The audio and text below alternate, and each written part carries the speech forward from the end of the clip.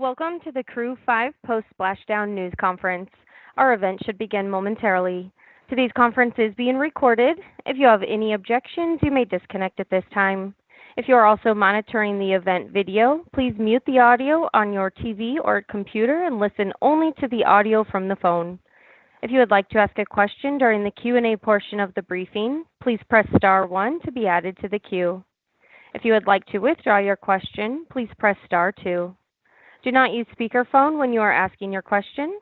I'll now turn the call over to Dan Hewitt. Thank you, Amanda, and good evening, everybody. Welcome to our Post-Splashdown telecon. We just welcomed home the Crew-5 astronauts and cosmonaut. They splashed down at 9:02 p.m. Eastern Time, right on time off the coast of Florida. I'm going to keep things moving so we can let everybody go home and get off to bed. We've got 4 briefers today. I've got Steve Stich, manager of the Commercial Crew Program from NASA's Kennedy Space Center in Florida, Joel Montalbano, manager of the International Space Station from NASA's Johnson Space Center, Sarah Walker, director of Dragon Mission Management from SpaceX, and Hiroshi Sasaki, vice president of JAXA. As usual, I'm going to go to each of them for opening remarks, and then we'll open it up for questions. So to kick things off, I will pass it over to Steve Stich. Yeah. Thanks, Dan, and thanks for everybody for joining tonight and for your interest in commercial crew and ISS operations. A lot of smiles in the control center tonight. Really happy to have Crew-5 home, having the crew out of the vehicle and safely on back here on planet Earth. It was a great mission, and just really excited for the crew, for Nicole, Josh, Koichi, and Anna to be home safely. If I step back and think about this mission, it started with a hurricane and a couple-day delay back in October, and tonight we landed with just picture-perfect weather off the coast of Tampa with maybe 4 miles per hour of wind and maybe 1 or 2 foot sea, so it was great to put the crew down. The undock was very smooth. It happened early Saturday morning, about 2:20 Eastern. Very nominal on dock, and then the crew kind of went into an off-duty period for about 11 hours or so where they could sleep and eat. And then they got in their suits tonight, and we brought them on home, had a good deorbit burn. The Dragon Endurance performed very well. There was really no issues with the vehicle itself. We were able to recover, at least as I was leaving the control center earlier, a couple of the main chutes, and we had good buoys on 2 other mains. And then the drogues also, we had those inside, and we're going to get those recovered on the ship. Overall, it was a great flight. Probably the main thing we worked over the last few days was just weather. With March time frame, a lot of cold fronts moving across the country. It took a few days to get this really nice high-pressure system over the Gulf and land at Tampa tonight. Just a reminder, the Endurance vehicle, we're also glad to have the vehicle back in addition to the crew. This vehicle will be used for the Crew-7 mission later this year. And then, of course, Crew-6 is safely docked to ISS. The crew's doing well, and that vehicle is doing well. And it was great to dock that successfully since we last talked to you. So we're really excited to have Crew-5 back home. I think most of us are, after the last 20 days after the agency FRR to now, looking forward to getting a little rest and recuperation. And I'll turn it over to Joel, and he'll tell you about the next steps with ISS. Hey, thank you, Steve, and thank you for joining us today. As Steve said, we're all very happy to see Crew-5 successfully splash down off the coast of Tampa. This crew was up there over 150 days, and throughout that time, they performed over 200 activities, 200 experiments in science and research, technology development that's going to help us for exploration, as well as commercialization of low Earth orbit activities. They performed over 2,500 orbits of the Earth while they were up there. And again, they saw 6 visiting vehicles arrive, 5 vehicles depart. They performed 5 spacewalks. And just an awesome crew, watching them hand over with Crew-6 and the smiles on all their faces as they were working hard to hand over all the critical activities was just very cool to watch. With this mission on the ground, we turn our focus towards SpaceX 27 And so that vehicle will carry over 6,000 pounds of science, research, cargo, and crew supplies to the International Space Station. At this time, we're targeting the launch on March 14th at 7:30 p.m. Central Time, and we're excited to have just another cargo mission ready to go on board the International Space Station. Huge congratulations to our international partners. You know, we talked, this was our first integrated crew mission. It was awesome to have Koichi on board as the veteran leading the crew, and we're just excited to have an awesome partnership. Huge thanks to Commercial Crew Program and all my space station colleagues. With that, I will hand it over to Sarah. Okay, well, thank you for having me today. I'm so happy to have Crew-5 safely back on Earth. This completes our 6th NASA human spaceflight mission to the International Space Station. As Steve gave a lot of details, we had a nominal, very quiet return to one of our Gulf Coast landing sites just offshore of Tampa. Dragon's healthy, the parachutes performed nominally, and the teams are now transporting Dragon back to our refurbishment facility at Cape Canaveral. SpaceX has now launched Dragon 38 times to orbit, 35 times to ISS. A quick personal story. So the very first test flight of Dragon in December 2010, it orbited the Earth a few times and safely returned 4 hours later. That's what inspired me to come join the SpaceX team. So within 6 months, I was at SpaceX preparing Dragon for its first visit to ISS. Grateful NASA and NASA gave SpaceX the opportunity to serve them in such a big way. I've been on the Dragon team ever since, and it's been the ride of my life. So last week's Crew-6 launch marks the start of our 9th human spaceflight mission overall. 8 of them have visited the ISS, in all carrying 34 humans to space since May of 2020. And then after the first dozen or so of those 38 Dragon flights, we had set up large-scale refurbishment capabilities and have now flown 18 of those missions on reflown Dragons, tapping into the full usage of this amazing vehicle's capability. So Joel also mentioned that with Crew-5 safely home, my team back on shore continues final launch preparations of the Cirrus 27 cargo mission, which will transport cargo and science to the station in just a few days. That vehicle has been safely transported to the hangar at Launch Complex 39A, and it's mated to the Falcon 9 that will take it to orbit. So I'll be talking to you again in just a couple days ahead of that launch.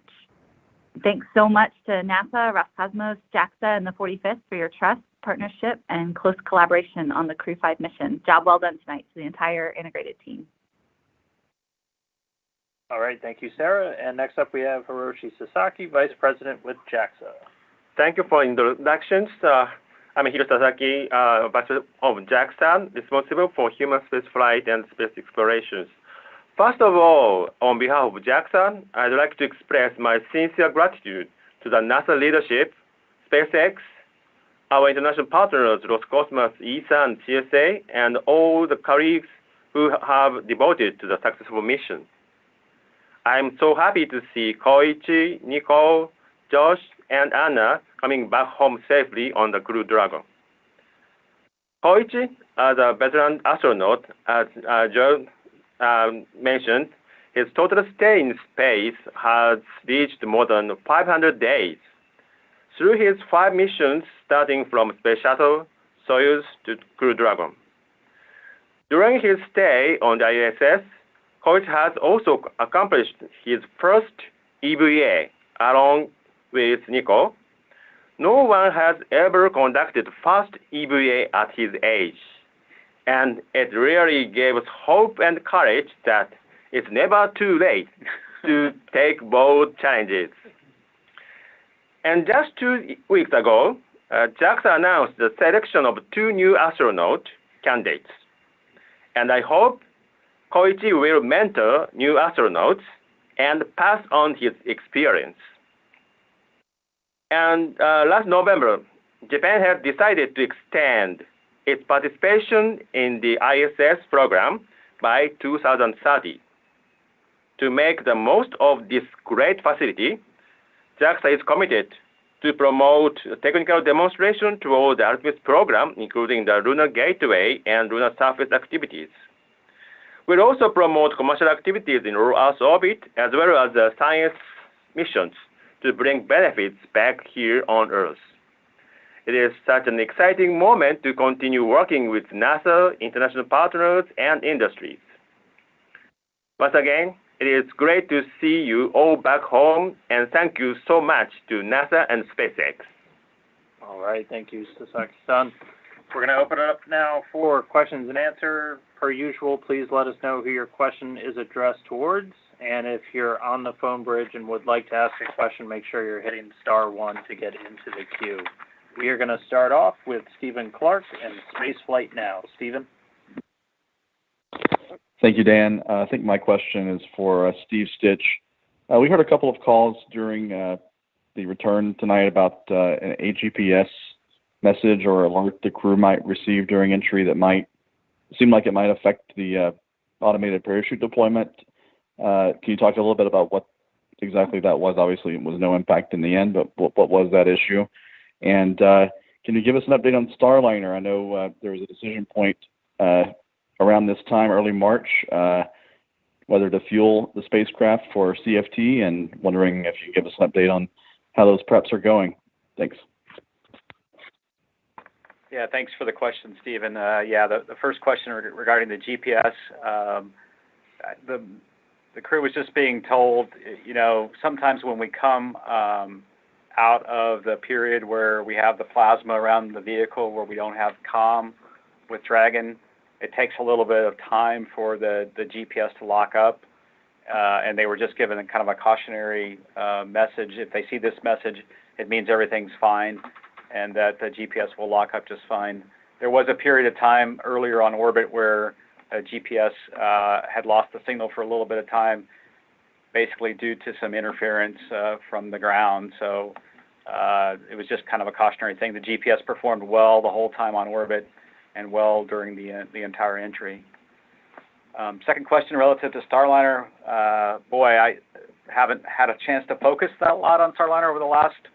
We were talking today. It's been 20 days since the agency FRR and our teams the NASA SpaceX teams have been working really hard on the Crew-6 launch and then the Crew-5 return. We are in the middle of final preps for the CFT flight and in the middle of really closing out all the certification work. I think I talked to you guys a few weeks back about going through all the cert products and then going through the final phases of the flight software testing, and that's kind of where we're at. We really need to step back here in March and take a look at where we're at and then determine what the next steps are. Right now, we're targeting a no earlier than launch date of the end of April for that flight. All right, thank you, Steve. Next up, we have Bill Harwood with CBS News. Bill. Hey, thanks. I've got a couple of real quick ones here for you. For Joel, I'd heard that the Soyuz guys were going to strap into the MS-22 vehicle, maybe do a little power-up test to see what kind of heat loads there are with 3 people there and the cooling problem they've had. Is that still on, and you know when that might be? Also wondering when they might move the MS-23 vehicle from Hoist down to, I guess, Prashal. And then a final one. I'm sorry to load 3 questions here, but can any of you, I'm not sure anyone can answer this question, but is there some reason why we never see real-time vehicle trajectory, like animation or some kind of display from deorbit to splashdown like we always had during shuttle and other missions? I'm just wondering, I don't recall ever seeing this from SpaceX, and I'm wondering why. Thanks. Let's see, I'll take the first couple, and then we'll hand over the other ones. On the Soyuz test, so yes, the teams are looking at if it makes sense to go ahead and do kind of a thermal loading test. We would do it with the 2 cosmonauts that are returning in that vehicle, plus Fadayev, who came up on Crew-6. We're looking at possibly next week. We got a preliminary date of doing that test next week, and we've been talking to the folks at Mission Control Center Moscow, reviewing the criteria for the test, what the goals of the test are, the backup plans in case it gets too warm in the vehicle. So, Roscosmos was able to collect some data, and they're still evaluating it from the Progress vehicle. While not exactly the same as Soyuz, as you know, Bill, you did get some collection of data. So the teams are reviewing all that, but they are looking at a test later this week, or the 15th, 16th is what the preliminary date was. As far as the move, The last date I had when I checked in was April 6th for that move. And then let's see, I think you had some telemetry questions. Yeah, I can try. I think Bill's question was, why do we not show the kind of displays that we did for Space Shuttle? Space Shuttle we would generally show from memory, and it's been a while, the trajectory displays from the front of the Mission Control Center, typically where the vehicle was, and I probably don't have a good answer for why we're not doing that. Bill, the trajectory is probably a little less interesting than the shuttle trajectories because you know, the capsules just in general don't have the cross range that the orbiter had, and so it's pretty much kind of a straight shot from orbit really to the landing site. But I'll see if Sarah has anything to add. No, those are good words. Thanks, Steve. All right, next up we have Mark Carreau with Aviation Week. And again, reminder, if you do want to ask a question, press *1 to get into the queue. But go ahead, Mark. Thank you. My question's for Joel. Once the Soyuz MS-22 returns to Earth and is recovered and evaluated, what sort of insight can NASA expect to get into the difficulty that led to the external coolant loop damage and leak? Hey, thanks, Mark. You know, the part that was damaged does not return to Earth and a place where we can go ahead and take a look. You know, the part that got damaged breaks up, and so we're not able to get any, you know, you can't go back and say, hey, let's look at that piece that came back. Now, what we are able to do is monitor temperatures inside the capsule as it returned and, you know, track temperatures as well as humidity. And that data will be shared with NASA from the Mission Control Center Moscow team, the Energia folks, and Roscosmos folks. So we'll be getting data like that. Unfortunately, like I said, we can't get the actual area that showed the damage. All right, thank you, Joel. And I'm going to pause for just a moment. I have no other questions in the queue, so giving you guys a moment, press *1 if you have a question. And we'll go to Marcia Smith with Space Policy Online. Marcia. Thanks so much. Following up on Mark's question, there was this report yesterday in Izvestia and TASS that there were some Roscosmos specialists who were questioning again whether or not the damage to MS-22 and Progress MS-21 were from micrometeorites or if it was a manufacturing defect. Can you comment on those stories? And are you still confident in the safety of Soyuz MS-23? Because the implication was that they're worried that MS-23 might have the same kind of defect. Okay. So, hey, thank you for the question. I haven't seen those exact stories. You know, I can tell you that when, and I was just in Moscow a couple of weeks ago for the Soyuz launch and docking. When we were over there, we talked about a number of things. In addition to MMOD, micrometeorite orbital debris, the team in Roscosmos and Energia, they're looking at manufacturing. You know, is there something there? Did something change in the production of these vehicles? And so, which is exactly what we would do on our side, right? You know, you look at all the data you have, look at everything, all the possibilities to make sure you're looking at everything. We are confident in this vehicle. As you know, we moved the seat liners from the vehicle that was up there prior, Soyuz, that was moved over, as well as Frank Rubio's seat liner that was moved from Crew-5 over to the Soyuz vehicle. So we're confident in that, but you know, confidence is good, but we're always looking. You know, that's what we do best in the space program, and that's done on both the Roscosmos side as well as the NASA side. All right. Now we've got Mike Wall with Space.com. Mike. Thank you all.